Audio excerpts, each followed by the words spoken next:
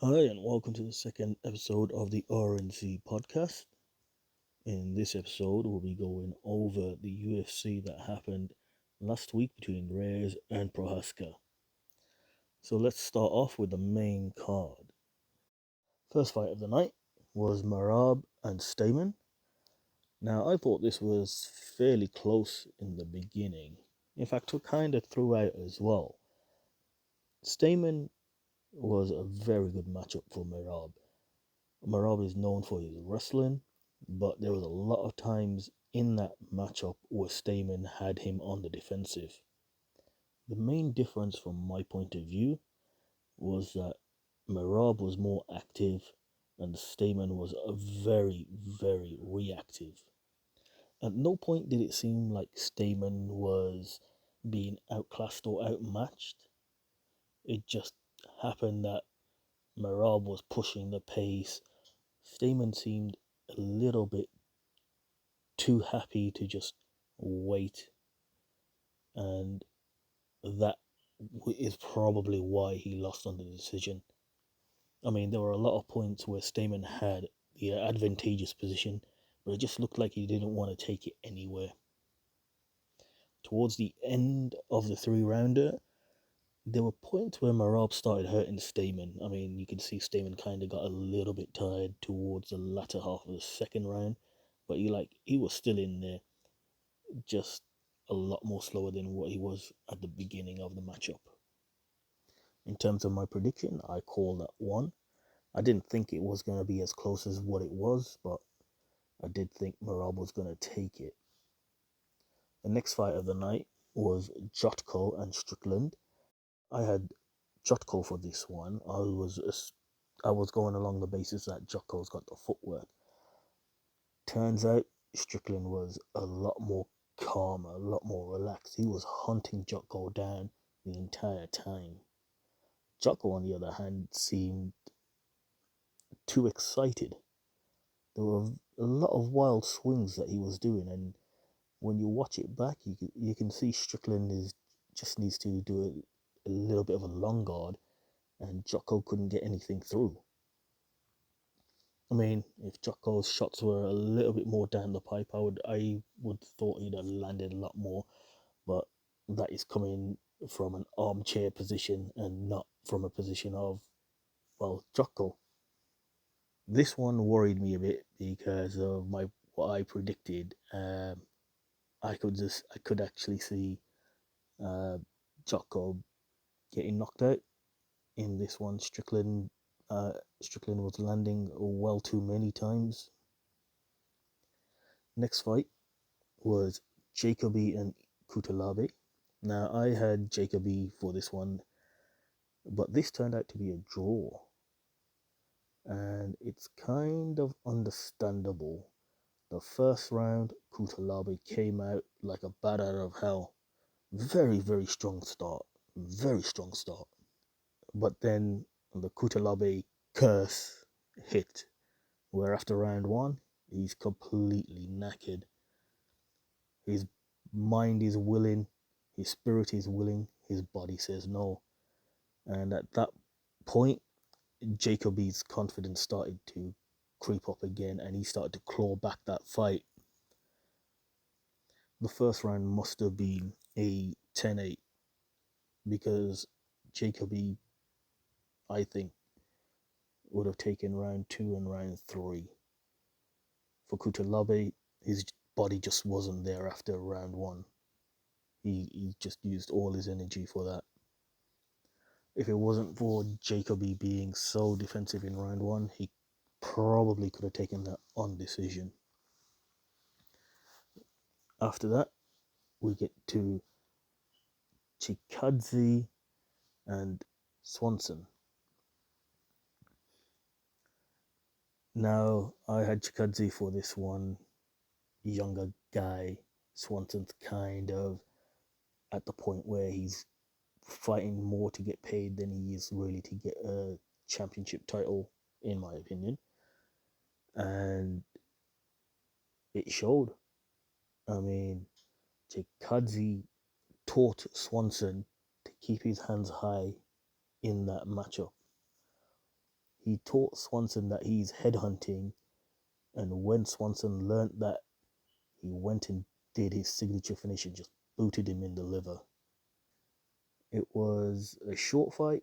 It was a very smart fight. This should have put Chikadze stuck up quite a lot. Final fight was Reyes and Prochazka. Now, I had Reyes for this. I was assuming the experience would have beaten the excitement from the new guy. This was more of a case of not being outclassed, but being outgunned. Reyes just couldn't put a hurting on Prochazka. Prochazka, on the other hand, every time he landed a shot, it just made Reyes move. Now, it wasn't like Reyes wasn't landing. Reyes was definitely landing. It's just not doing anything. So much so that Prochazka was just walking through everything.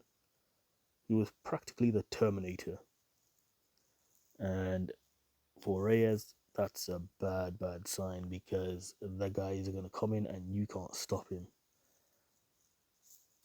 I mean, I'm not a fan of walking down. I understand why he did it, but I'm not a fan of how much Prochazka got tagged by Reyes, even though it was doing no effect to him. I mean, in the end, that KO, sweet. It looked like Prochazka just did it off the cuff. It looked like he went for that right hook, was in that position and thought, you know what the hell? And highlight. That puts him in a very good position in terms of his stock. So, what next for the winners? For me, Marab has kind of three choices. He has Rafael Asuncao or Dominic Cruz, or if he can stretch it and they allow, Marlon Moraes. I don't think any of them have got a matchup ahead of time, so there's a potential that they can be made. For me, the glory fight for Marab would probably be either Dominic Cruz or Marlon Moraes. Two big names, two well-known names. One is known for being super elusive. The other one's known for just flatlining people. If he could get away with it, he should go for One Punch Man, in my opinion. Marlon Moraes seems to be on a downward trajectory at the moment, but the jump in rankings would get him so much closer. I don't know whether he would do it though, because Aljo's at the top of his division and he is a mate of Aljo's, so that would be a thing that their team would have to decide on. It could very well end up being like how Habib and Islam Makhachev, although in the same weight class, Islam kind of pumped the brakes a little bit until Habib retired and now he's going full steam, so they might do the same. Or they might just purely be like, you know what, this is a business and let's go. For Strickland, I think the two options are either Uriah Hall or Derek Brunson. And for me, I think both of them are a glory fight. Both of them will get him noticed if he wins, get him ahead.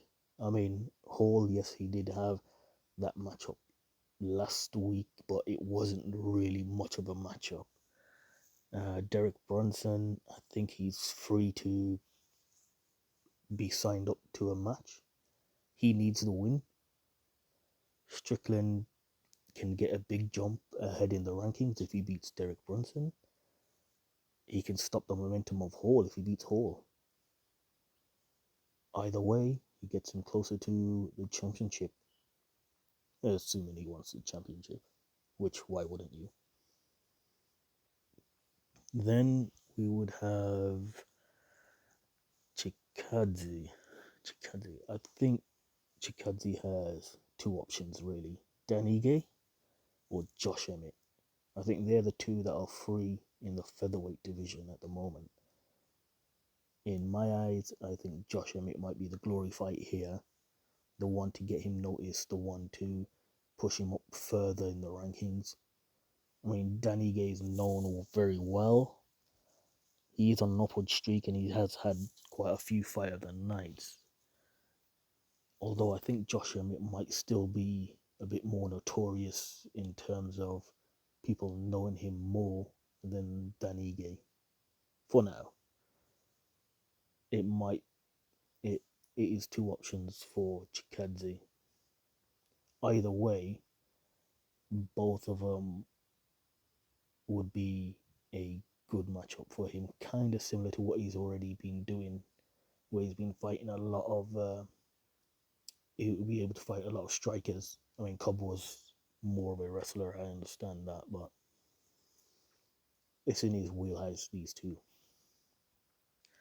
As for Prochazka, well, I mean, they said it then. After Glover and Blachowicz, he's next. So sit back, relax, enjoy the matchup between them two, recover, and then get ready because the title match is next, and that is strange because that'll be his third UFC fight, and he's going for the title. But hey, more power to him. More power to him. Who do I think he would be better off against? I think the easier fight between Teixeira and Blachowicz for Prochazka to take the title might be Teixeira. Teixeira's, although he's having a bit of a renaissance, time is really knocking on his door. Anyway, that was last week's UFC. There is a UFC tonight.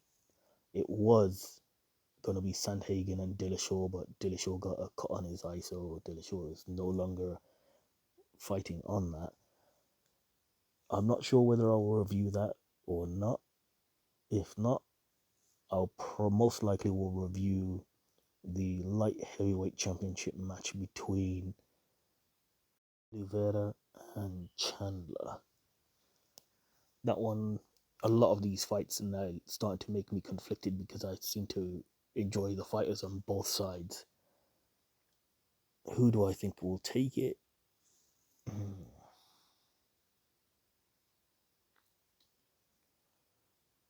I feel like Chandler might take it, but I'm flip-flopping. I've been flip-flopping so much because Oliveira, the submissions, the striking, and I mean, we've only seen like 5 minutes of Chandler. So maybe I'm jumping the gun and maybe I'm jumping on the hype train. But we'll see in a week or two. Anyways, have a good evening.